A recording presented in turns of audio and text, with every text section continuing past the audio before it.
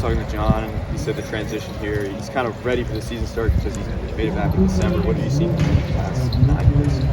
He's done a great job, coming in and, working really hard. That's the number one, job you got to do is work.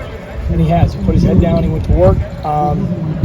He's got some game experience under his belt, playing last year at a different school, but he did a really nice job there, and we're looking forward to the season getting started. Has he seized that job at this point? Yeah, he's going to go out week 1. And then the kicker competition, what more do you need to see in this last game? You got 2 guys. I know I didn't hear the exact quote, but Coach Day said it exactly. We got 2 guys that can get it done. They've been really doing a great job this camp. We're just trying to make sure we finalize it the right way, and we have the best guy going when it's time to go kick the ball. We've got a little time to before we make that decision. Oh, thank you, sir. You mentioned having a little bit of time. Do you have a time where you want to have a decision made? I think that no. To this one? Yep. Yeah. Sorry, bud. Not necessarily. We don't have like an exact timeline set. I think we're just trying to make sure that when we do make the decision, we feel really good about it. Last year, obviously, you had Noah handle too. Jaden kicked off. Are you looking for one guy to do both? Are you open to having one guy do one versus the other? How does that all play into I think you could. It's really what's best for the guys and the team. As you saw 2 years ago, Noah kicked off and kicked field goals, and that was good for him. Then last year, Jaden kicked off, Noah kicked field goals, and I think that it's kind of you might play week to week, play to play. Depends on how many kickoffs, depends on how many field goals. But like I said, we have 2 capable guys, and we're gonna use them both to the best of their ability. Parker, you expecting Mecca to be your primary punt returner again? Yeah, Mecca will be back there to start. We got a bunch of guys again that can do that at a high level. We're trying to work through details of when and what calls and what situations, but yeah, Mecca will be back there to start. Is Marvin still just jumping out there for fun? Does that mess with your evaluation? No, it does not. No, I said this already. Okay, sorry. Yeah, no. If everybody trains at different things. When we go to special teams and specialist period, everybody's working on something. And so that's a skill that you got to practice to be really good at. And so him tracking balls and getting used to that stuff is something that he's always working on. And you saw we played Nebraska in 2020, I think, maybe it was 2019, on the road, and Chris went in to catch a punt. It was one of those deals I love it. So he was always getting reps, and then hey, you're up. Great. So it's one of those things that you never know how it plays out. So did they ask you about kickoff returns before I walked over too? No, they did not. Okay. They did not. Can I do that then? Yes, you can. You've got 2 guys that we really like that have done it. Mecca did it. X did it. Travion Henderson's done it too. So there's a bunch of guys that are going to rotate back there, and we're going to find the hot hand and get it rolling. Are you open to having that kicker competition leading into the season? I don't know. I don't know, to be honest with you. I'm hoping to get it solidified pretty soon, but we got to do what's right for the team, and we'll see. How close have they been, in scrimmages? They've been close. They've been very close. They've both done really well this fall, and so that's what's made it. When you have 2 really good kickers, that makes it a little harder, but that's a good thing. It's a good thing. I guess in December when you brought John Furman in, when you were looking in the portal, were you looking specifically to the long snapper, or did you kind of see John come across your desk and it's like, okay, this is a guy we've got to look at? A little bit of both. I think that you always look at, how can you improve your roster no matter what position, and that was I got really good reports on him, and obviously we try and vet everything we possibly can, and that was one I got, like I said, really good reports on, and it just kind of it fit really well for kind of what we needed at the time. So a little bit of both. And when you scouted the portal for a long snapper, a position where it's kind of you're down to a few things here, and at this level, everyone's kind of doing it at a high level. What are the intangibles you're looking at when you're assessing this? That's probably the hardest part is the intangibles. You can see the film, you can get secondhand what other people say about him in terms of intangibles, but you want a guy that takes care of business. He knows, how to be a great teammate.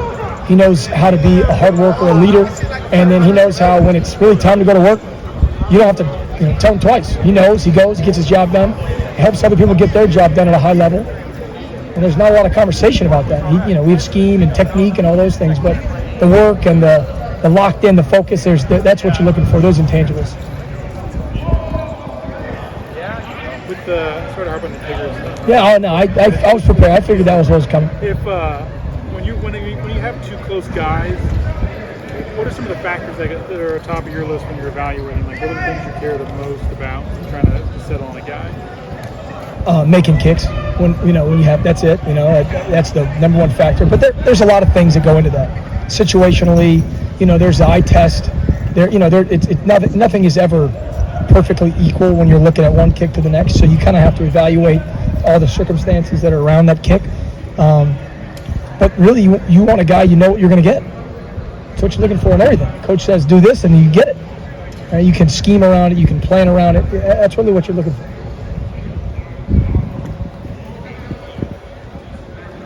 Kicker questions?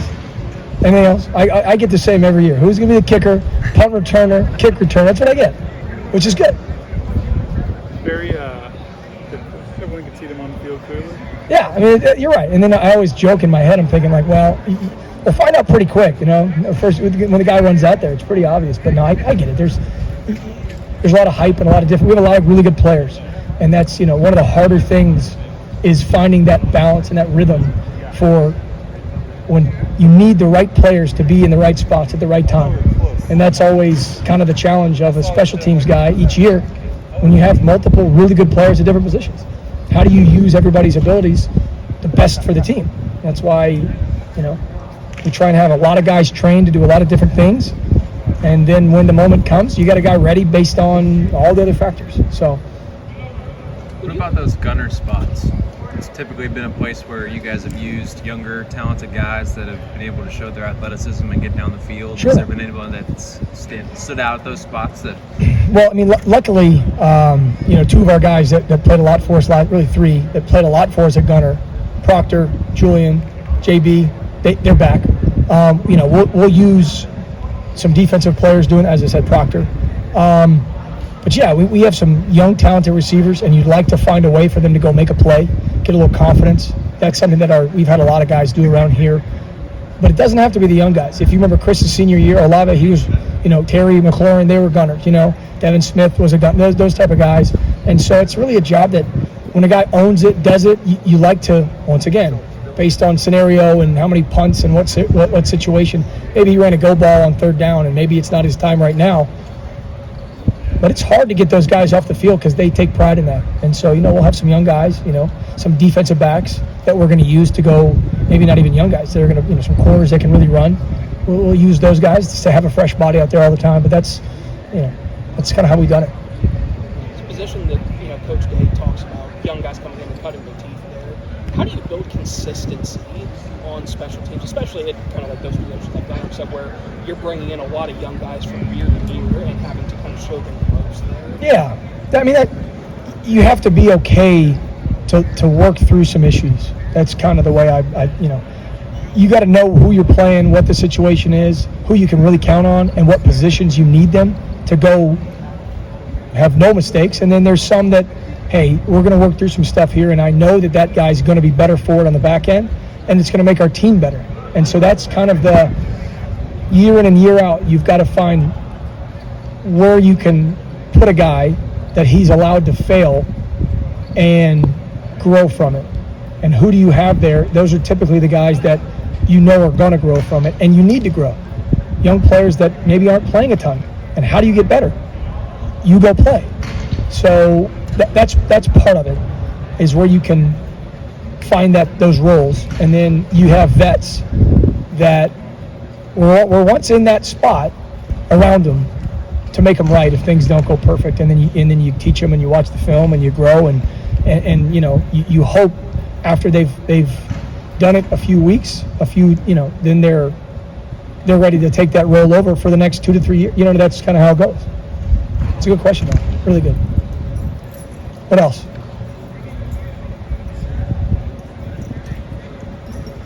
Clay, nothing?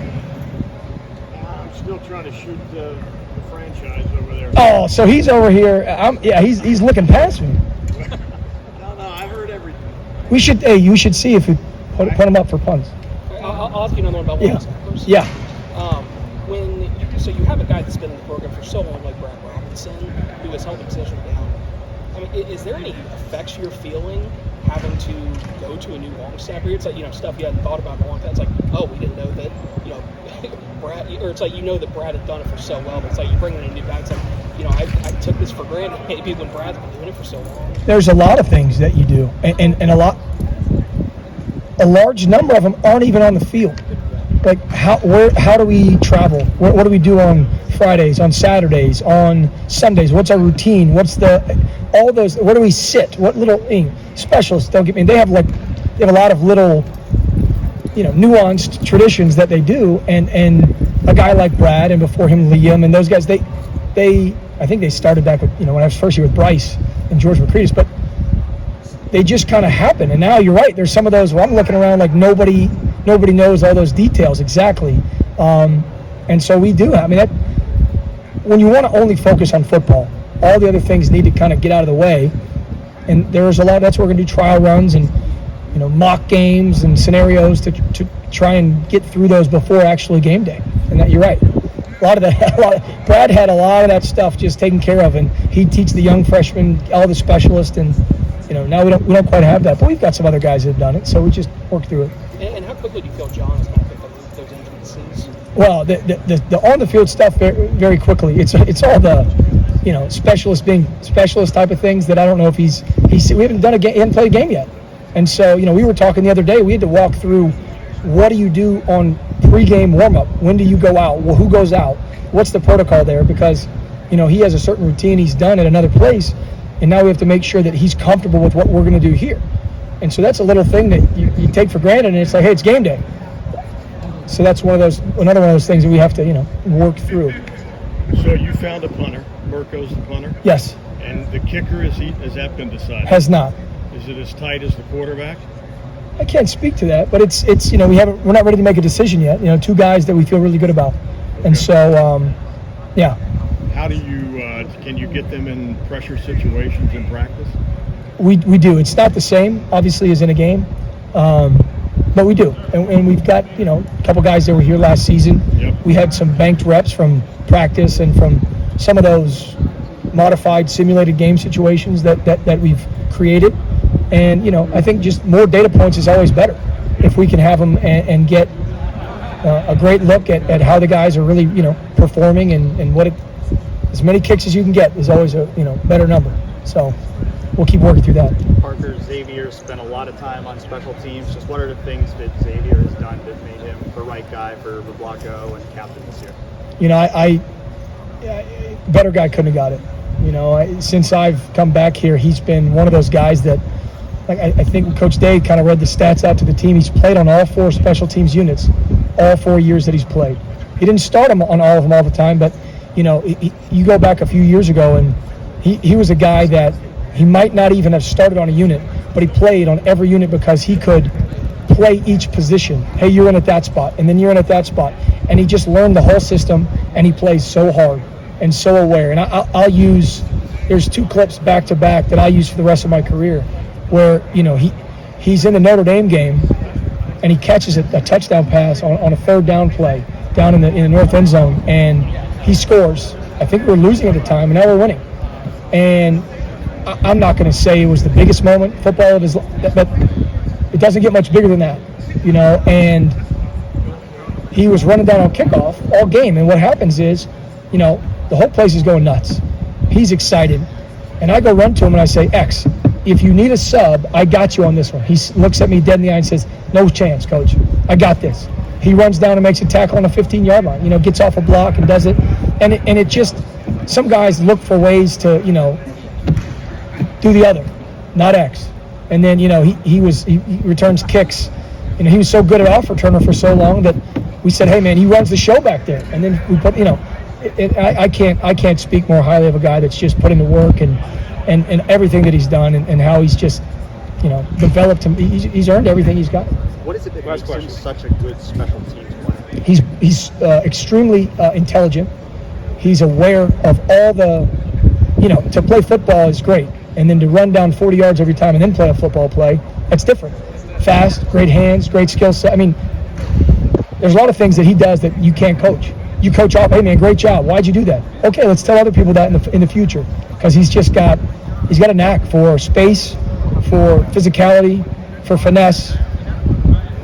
He's just kind of got all those tools, and so that's one thing he can play any position on the special teams. Coach, thank you so much.